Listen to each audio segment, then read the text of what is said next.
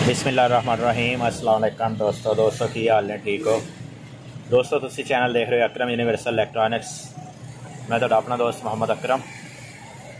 दोस्तों अज अस तुहाडे नाल शेयर करने वाले हैं क्रॉन UPS सैटिंग सोलर इन्वर्टर की सैटिंग शेयर करने वाले हैं दोस्तों। इस तरह के दोस्त ने कहा जी सानू सैटिंग दी दसो।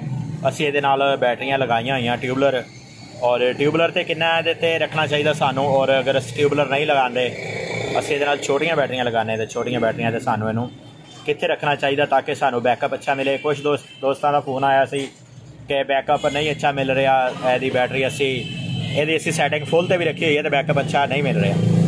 अज असी दोस्तों शेयर करांगे कि बैटरियां जो बैकअप अच्छा लैन वास्ते सानू यदी सैटिंग किहड़ी छेड़नी चाहिए और किहड़ी सैटिंग यदी करनी चाहिए। दोस्तों 30 सैकंड वास्ते तुसी इहदा इंटर वाला बटन दबा के रखना वा तो इसकी सैटिंग आ जाएगी पहले नंबर वाली। दरम्यान वाला बटन दबावांगे तो पहले नंबर वाली सैटिंग आ गई। ठीक हो गया जी दोस्तों। पहली सैटिंग यदि आ गई NFU और NFU तो अगे आ गए NFU। दोस्तों दसदा जावां कि इहदे विच दो सैटिंगां होंदियां वा कि अगर साडे कोल लाइट जैसे नैरो वाइड हुंदा ना इस तरह इहदे विच दो सैटिंगां होंदियां। पहलियां अगर साडे कोल वोल्टेज 220 तो नीचे आ असी वाइड तो रखांगे, अगर 220 तो ऊपर आ तो असी नैरो तो रखांगे। इस तरह ये पहली सैटिंग ये है। तो दूसरी सैटिंग है दोस्तों यदि आ गई AGN तो मुराद दूसरी सैटिंग है दोस्तों ये है कि साढ़े को बैटरियां कड़ियाँ लगियाँ खुश्क लगियाँ या दूसरियाँ लगियाँ दोस्तों। NFU ये सैटिंग दोस्तों इस तरह ही होंदी है नैरो वाइड वाली। अगर साढ़े को UDE यानी कि साढ़े को लाइट 220 वोल्ट आ या 220 वोल्ट तो नीचे आ। सादी जबान पंजाबी जबान तुहानूं दस रहा। ठीक हो गया जी।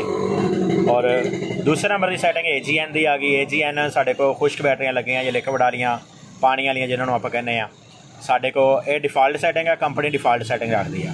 अगली सैटिंग असी दसनी होंदी आ ये साढ़े को लिक्विड वालियां बैटरियां वा असीं इहनूं फ्लूइड ते रखांगे FLD के उपर रखांगे। FLD के उपर रख के असी इस तो अगली सैटिंग ते जावांगे। 3 नंबर की सैटिंग आ गई यूटिलिटी बिजली तो अगर चार्ज करे तो किन्ने अंपेयरां ते करे तो असी इहनूं रखांगे 20 अंपेयर ते क्योंकि साढ़े को बैटरियां बड़ियां वा। इस तो अगे चलांगे 3 नंबर की सैटिंग तो अगे 4 नंबर की सैटिंग आ गई। यदि बल्क चार्जिंग आ गई दोस्तों ये 28.2 ते डिफॉल्ट रहन देंगे। और इस तो अगे चलांगे तो फ्लूइड चार्जिंग आ गई। जिन्होंने दोस्तों को ये इशू आ रहा कि बैटरियां फुल तो रखिया हुई फिर भी जड़ा ना जी बैटरी सही तरीके नाल चार्ज नहीं होंदी, लेकिन ये उपर दोस्तों आ रहा वा फ्लूइड चार्जिंग जोड़ा ना जी वो 5 नंबर से सॉरी आ रहा सीगा वापसी चला गया रीसैट हो गया। मैंने दोबारा लियाना कुछ सैटां की सैटिंग जी आती है 15-16 नंबर से और कुछ सैटां की देखो ये 5 नंबर से ही फ्लूइड ते बल्क चार्जिंग आ गई। असी फ्लूइड चार्जिंग नूं ही जड़ा ना जी जिस टाइम बैटरी ग्रेविटी पूरी नहीं कर पाती तो असी फ्लूइड चार्जिंग ही ये जी है ना जी वो बढ़ानी है। असी कम से कम 29.2 तो फ्लूइड चार्जिंग यदी लैके जानी है। और बल्क भी असी इत्थे जी रखांगे 29 तो 28.6, 7, 8 ते ताकि जड़ा ना जी यदी चार्जिंग अच्छी हो जाए। 29.2 रख दी है। इस तो अगे चलते हैं 6 नंबर की सैटिंग आ गई दोस्तों बैटरी लो कट ऑफ, यानी कि जिस टाइम बैटरी लो हो जाती है तो UPS कित्थे जाके कट ऑफ करे।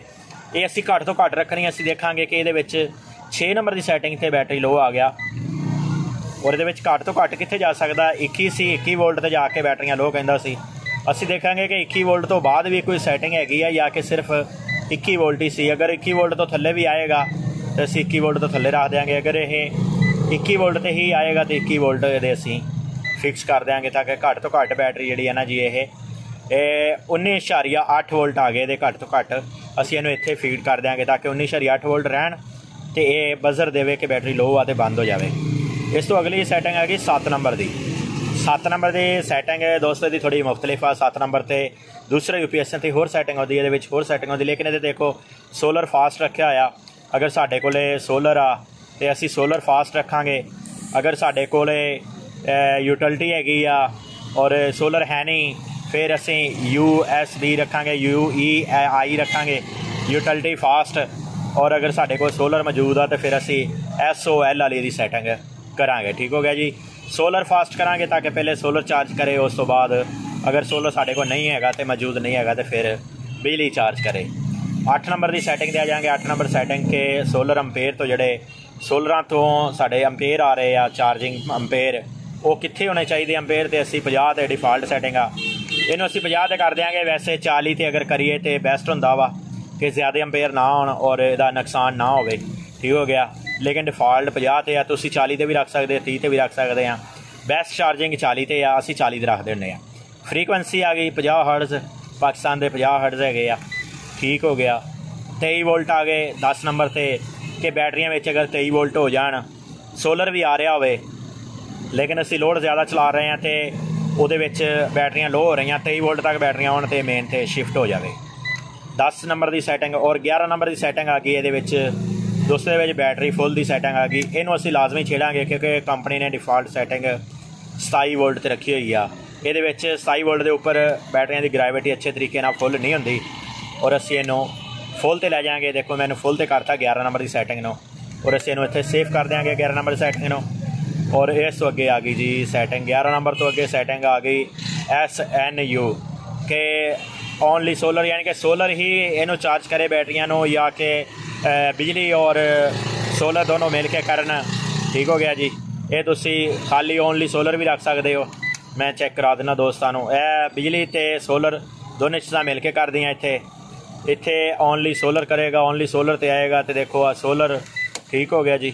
ये तुसी अपनी मर्जी नाल रख सकते हो जिथे तुहानू बेस्ट लगता। ESP डिस्पले, यानी कि डिस्पले असी जिस जगह पर रखते हैं डिस्पले, मिसाल के तौर पर मैं रखा वा कि सानू सोलर के वाट ही दसे किन्ने आ रहे, अंपेयर दसे और बैटरी दसी जाए, उस उत्थे डिस्पले रहेगा, इस तो अगे पिछे नहीं होएगा, ठीक हो गया जी। इस तो बाद अलार्म ऑन आ गया, ठीक हो गया। अलार्म ऑन रखना तुसी या बीप दी ऑफ रखनी है, ठीक हो गया जी। 14 नंबर की सैटिंग ते आ गया। और इस तो अगे सैटिंग देखते हैं ये कि आँगी, क्योंकि ये थोड़ी मुख्तलिफ सैटिंग हैगी आ। इस तो बाद 14 नंबर तो बाद दोस्तों वापसी आ गया ESP ते, ठीक हो गया जी। और इस तो बाद बस फिर वही नैरो वाइड वाली सैटिंग आ गई, और उस तो बाद फ्लूटेड तो असी कर दी आ। ਜਿਹੜੇ ਦੋਸਤਾਂ ਕੋਲੇ ਇਹ ਇਸ਼ੂ ਆ ਰਿਹਾ ਸੀਗਾ ਕਿ ਅਗਰ ਬੈਟਰੀਆਂ ਬੜੀਆਂ ਲਗਾਈਆਂ ਜਾਂ ਛੋਟੀਆਂ ਲਗਾਈਆਂ ਅੱਛੇ ਤਰੀਕੇ ਨਾਲ ਬੈਕਅਪ ਨਹੀਂ ਦਿੰਦਾ, ਤੇ ਉਹ ਜਿਹੜੀ ਇਹਦੀ ਸੈਟਿੰਗ ਸੀ ਉਹ ਬਲਕ ਚਾਰजिंग और फ्लूटेड चार्जिंग ਇਹਦੀ ਸੈਟਿੰਗ ਹੈ। ਇਹਦੀ 4-5 ਤੇ ਆ ਰਹੀ ਹੈ ਦੋਸਤੋ, ਕਈਆਂ ਦੀ ਚਾਰजिंग ਆਉਂਦੀ ਆ ਮੁxtਲਿਫ ਜਗ੍ਹਾ ਤੇ ਆਉਂਦੀ ਆ, ਲੇਕਿਨ ਇਹਦੀ 4-5 ਤੇ ਆ ਰਹੀ ਆ। ਇਹ ਦੋਸਤਾਂ ਕੋਲੇ ਅਗਰ ਕਿਸੇ ਕੋਈ ਇਸ਼ੂ ਆਵੇ ਤੇ ਉਹ ਬਲਕ ਚਾਰजिंग ਨੂੰ और फ्लूटेड चार्जिंग ਨੂੰ ਦੋਨਾਂ ਨੂੰ ਚਾਰजिंग ਨਾਲ बढ़ा देवे। और ਜਿਹੜੀ ਇਹਦੀ ਦੂਸਰੀ ਚਾਰजिंग ਆ बैटरी फुल वाली, ਇਹਦੀ दोस्तों 11 नंबर ਤੇ आ रही है। ਅਸੀਂ ਇਹਨੂੰ बैटरी फुल ਤੇ ਰੱਖ ਦਿੱਤਾ, और घट तो घट ਇਹਨੂੰ ਅਸੀਂ 19.8 ਦੇ ਵਿੱਚ ਆ ਰਿਹਾ ਸੀ, ਅਸੀਂ 19.8 ਤੇ ਰੱਖਿਆ।